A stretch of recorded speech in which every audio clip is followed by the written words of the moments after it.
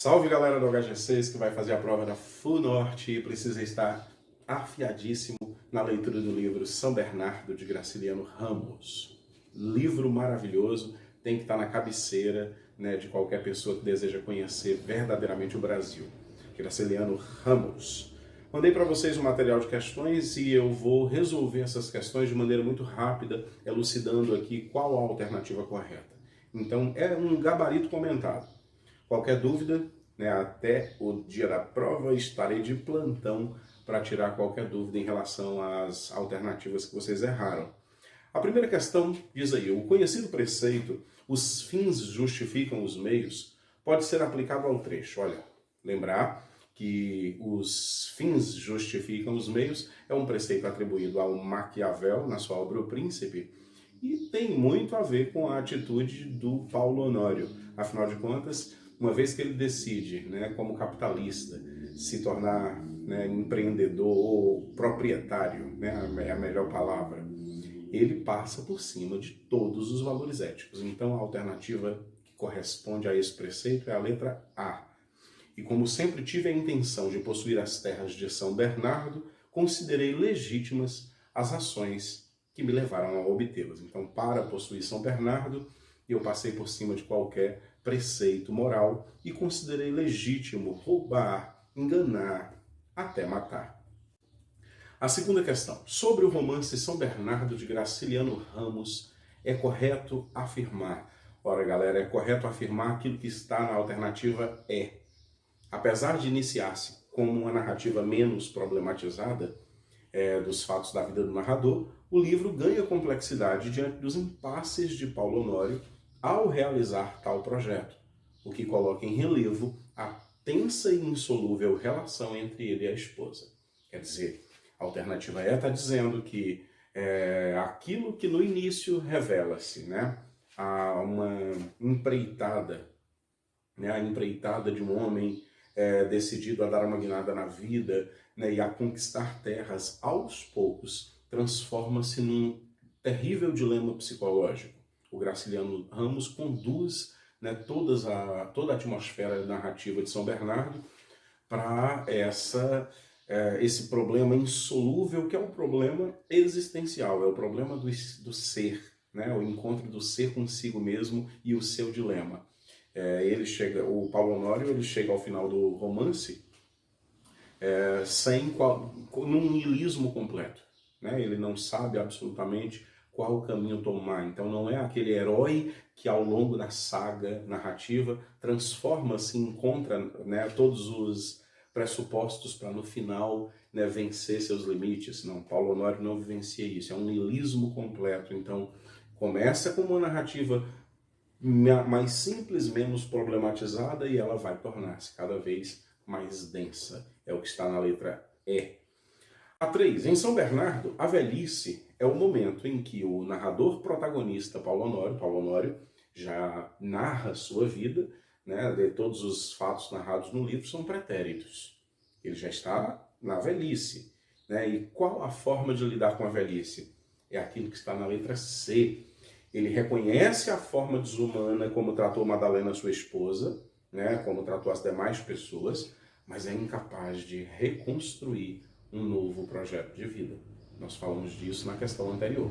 O personagem que traz à luz várias questões que tornaram sua vida bastante sem sabor, bastante angustiada, mas ele não vê como mudar isso.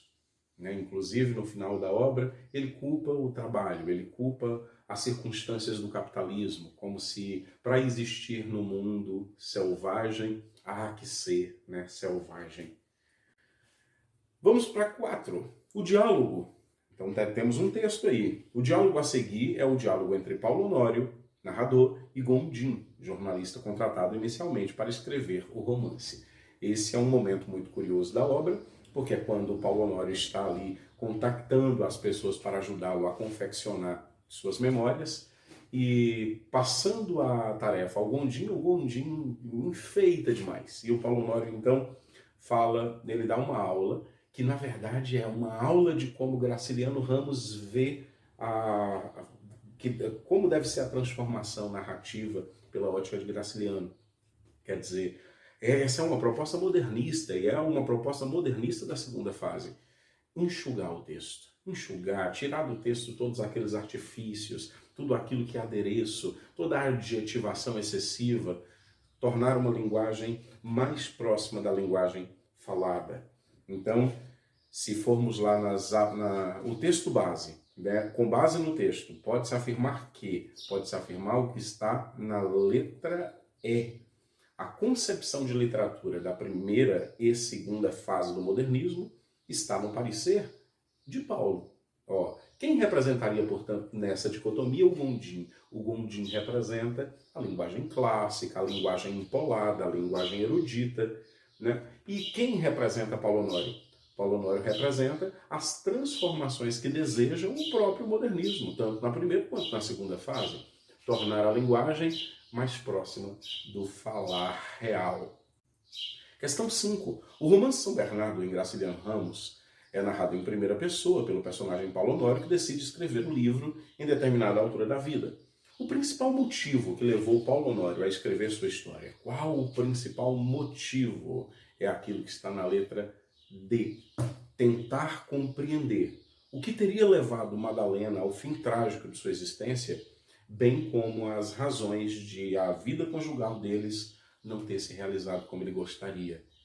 Né? Então, a circunstância da infelicidade no matrimônio é essencial, né, para que Paulo Honório deseje, né, produzir essa obra. E é isso que a torna tão próxima de Dom Casmurro. Afinal de contas, esse também é o motor, né, o motor que leva o Bentinho, né, a fazer a revisitação existencial. É também a relação amorosa, é também a relação, né, com a mulher.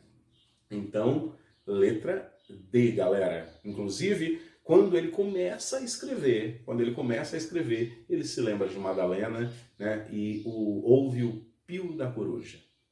6. Considere as afirmativas abaixo em relação ao romance São Bernardo e marque o que for correto. Ora, galera, está correto o que está na 1, na 2 e na 3. Ora, lá na 4, veja só, abandonado pela esposa Madalena, Paulo Honório despe-se do seu orgulho e tenta uma reconciliação, já que vive um momento de angústia e solidão. Veja como as questões apostam muito nisso aí, por isso que eu estou reforçando. Ao final da vida, depois de ter sido abandonado, ele não faz reconciliação consigo, com seus valores, ele não, né, se transforma. A 4 está errada. Então, 1, 2 e 3, alternativa C.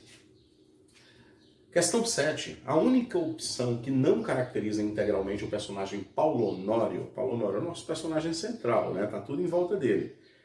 Qual aquela que não caracteriza? A que não caracteriza a letra C. Caráter inconstante, de atitudes dúbias, subserviente com os poderosos, arrogante e prepotente com os humildes.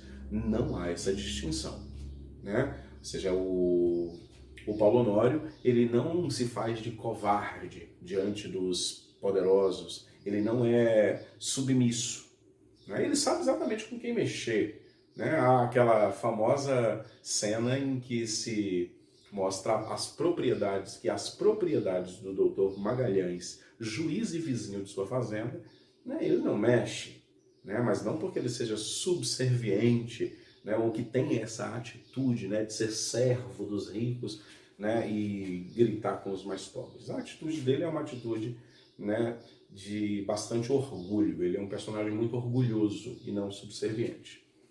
Letra C está errada.